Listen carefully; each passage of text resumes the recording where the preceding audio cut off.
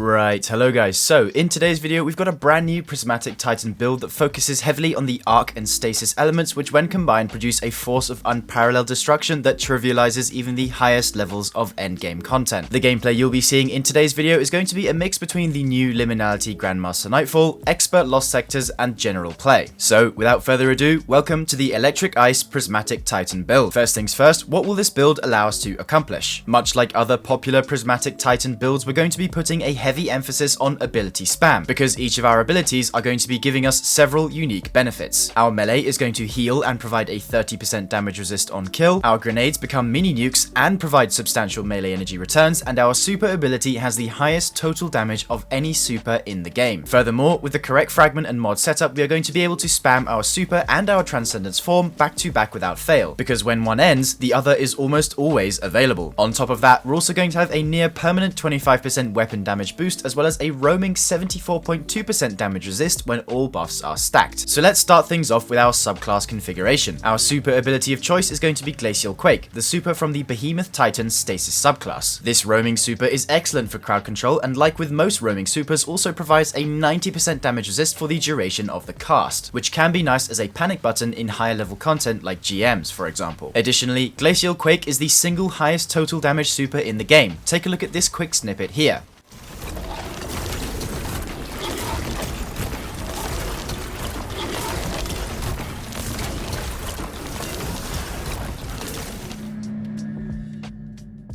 Now that's a lot of damage, but granted this only really works on massive grounded targets, but it's a staple nonetheless. Our class ability of choice is going to be Thruster, since it has the lowest cooldown and offers that nice movement benefit, plus it also synergizes most effectively with our exotic armor setup that we'll talk about later. We're also taking Thunderclap as our melee ability, since it also has the lowest cooldown and is generally quite strong, especially when fully charged. Glacier Grenade will be our grenade of choice, because not only will it freeze any enemies in its vicinity, when you destroy the crystals it forms, the AoE blast is quite massive and deals a ton of damage. A cool thing I want to note about Thunderclap and Glacier Grenade is that even while completely uncharged, Thunderclap is able to instantly break all 5 crystals. As far as aspects are concerned, we're going to be taking Knockout and Diamond Lance. Knockout makes it so critically wounding an enemy or breaking their shield infuses our uncharged melee with arc energy, essentially converting it into a charged melee, which when in this state will allow any melee kill, charged or uncharged, to make us amplified and provide a moderate amount of healing. This is going to give us a constant source of healing and amplified, which when combined with the artifact mod Galvanic Armor will provide us with a passive 30% damage resist. On the other hand, Diamond Lance will allow any shatter or ability kill to create a stasis lance that when thrown or slammed will freeze any targets caught in the blast. Diamond Lance simply serves as another source of AoE damage, but also synergizes with one of our fragment choices to feed us even more ability energy. Speaking of, let's talk about our fragment selection. First off, we're taking Facet of Devotion, which will make it so defeating targets afflicted by stasis or strand debuffs will provide bonus light transcendence energy, and since we're going to be freezing and shattering things quite often, this will help to bolster our light energy gains. Facet of Ruin is next, and this is simply going to improve both the damage and size of the burst of stasis whenever we shatter a crystal or frozen target. Up next we have Facet of Protection, which is a staple in most aggressive prismatic builds, since it offers a 15% damage resist when near 3 or more enemies that also stacks with the 20% damage resist you get while transcendent, totaling to a 38% damage resist while transcendent and near 3 or more enemies. Our fourth fragment is going to be Facet of Command, which says that freezing or suppressing a target reloads our weapon and provides some small stat bumps to weapon stability, aim assist and AE, but what we're really here for is the second part of the fragment. This part reads, defeating frozen or suppressed targets creates a stasis shard or a void breach, and luckily this part has no cooldown, meaning every frozen enemy that we defeat will create a stasis shard, which when collected will give us 10% of our melee energy back. This means that, for example, if you're able to throw a Diamond Lance into a group of 5 enemies and you kill all of them, you will get 5 stasis shards, which will give you 50% of your melee energy back if you collect them all. Finally, our last fragment is Facet of Purpose, and this will grant us up to a maximum of 5 stacks of frost armor whenever we collect an orb of power, which when at those 5 stacks is a 22.5% damage resist. Now let's talk weapons, and to be honest, this section doesn't really matter that much, since depending on the content you're playing, you'd be bringing in totally different weapons, but in general there are a few picks that would enhance the build ever so slightly. First of all, if you have it, Buried Bloodline is a very nice cherry on top, since Devour on Demand is never not nice to have, but this will just let you have even better healing and slightly more grenade energy on kill. But it isn't at all necessary, it just adds a little extra. I also like running this build with my heal clip incandescent aberrant action since it hits hard even in GMs and the healing is pretty nice. In fact, in some of the background gameplay you're seeing, I use it pretty frequently to shatter crystals from range and keep myself alive. After that, it's really your choice. Outbreak works great for GMs, Aga's Scepter is fantastic for even more stasis synergy, and also Red Death with Catalyst is amazing for keeping you alive in higher level content. Now let's talk about our choice of exotic armor and stats. This build does use a particular exotic class item combo of Spirit of Inmost Light plus Spirit of the Armamentarium, though please don't let this turn you off because this build will work the same, if not better, with regular Heart of Inmost Light, since with the regular version you get the same ability regen bonuses but increased ability damage as well, something the class item version doesn't have. The only reason I'm using the class item version here is because I happen to have Spirit of the Armamentarium on it that just gives me another crystal grenade, but like I said, no big deal if you don't have this. So yes, I'm sure many of you have guessed already that the reason we are able to spam our abilities so much is due to the regen buffs from Heart of Inmost Light. By simply using our thruster class ability and scoring a hit with Thunderclap, it will supercharge the regeneration of our Glacier Grenade and vice versa. At 2 stacks of empowered abilities, our grenade and melee each have 800% or 9 times additional regeneration rate, but class abilities only receive a maximum of 50% or 1.5 times additional regeneration rate at 2 stacks of empowered abilities. If you're using regular Heart of Inmost Light, you also get 35% and 25% increased damage for your grenade and melee respectively at 2 stacks of empowered abilities. Stats wise, you should prioritize resilience, then discipline, then recovery, and if you've got good armor and the class item roll with an artifice slot, you can get triple 100 in all 3 like I have. Now let's move on to the armor mods. First of all, on the helmet we're taking 1 copy of Ashes 2 assets and hands on for the super energy gains from grenade and melee kills, as well as a solar siphon so that our rocket sidearm makes orbs on double kills. Though you can put whatever siphon mod you want here, just make sure it matches at least one of your guns. On the gloves we're going with triple heavy handed so that the cooldown of our melee making orbs is reduced to exactly 1 second. We want things this way because for those of you that didn't know, since knockout essentially makes your uncharged melee charged, it will allow any punch to make an orb, assuming you have knockout of course, and given that we're going to be meleeing enemies a lot, this is a no-brainer choice. Chest piece is going to be general resist mods, then for our boots we have absolution, recuperation, and innovation. This means that whenever we collect an orb we're going to be getting 15% grenade energy and 5% to both our melee and class ability, as well as a little bit of extra health on top of that. Finally, on our class item we have Reaper for even more orb generation, Bomber for a nice 12% grenade energy when using our thruster, which is going to be pretty often, and then lastly Special Finisher to keep our sidearm topped up. Looking at the artifact now, in column 3 we have Creeping Chill. This is going to create a slowing burst whenever we defeat slowed or frozen combatants with stasis weapons. So if you choose to use something like Aga's Scepter, this will pair super nice with that. Radiant Orbs is up next of course for that free 25% damage buff on orb pickup, Galvanic Armor like we mentioned earlier to give us that 30% damage resist whenever we are amplified, and then finally in column 5 we're taking both Shield Crush and Transference. As a reminder, whenever we have Frost Armor, Shield Crush will buff our melee damage by 25%, and whenever we have Amplified, Shield Crush buffs our grenade damage again by 25%. And since we're obtaining both of these buffs 24/7, this will be active all the time. Not to mention, it also buffs the regen rate of both respective abilities by 25% as well. Transference will also raise our grenade and melee damage by a further 10% while Transcendent, so not bad. So let's wrap things up with the optimal gameplay loop. Whenever entering an engagement, always make sure you thruster in first so that your melee and grenade have bolstered regen right away, and from then on it's your choice what abilities you want to follow up with. The aim of the build is to spam your abilities, and that's all you really need to do. As soon as you get your Transcendence, make sure to pop it right away and continue spamming your abilities. And if by the end of it you happen to have charged your super, feel free to use that up as well to help charge your next Transcendence. If you have it, Buried Bloodline is a really nice cherry on top for this build for the extra heals and grenade energy from Devour. But fret not if you don't have it because you'll be just fine without it. So there we have it. I hope you enjoyed today's build showcase, and as always there will be a dim link to this build in the description for you to copy it hassle-free. That's all for today. I'll see you in the next one. If you made it this far, thank you so much. Your support means the world. And if you're really into the content I create, consider becoming a member of the channel, which not only lets you support me in the best way possible, it also nets you a whole host of awesome perks along with it. A massive shout out to these members up on screen, and I'll see you in the next one. Bye for now, dear viewer.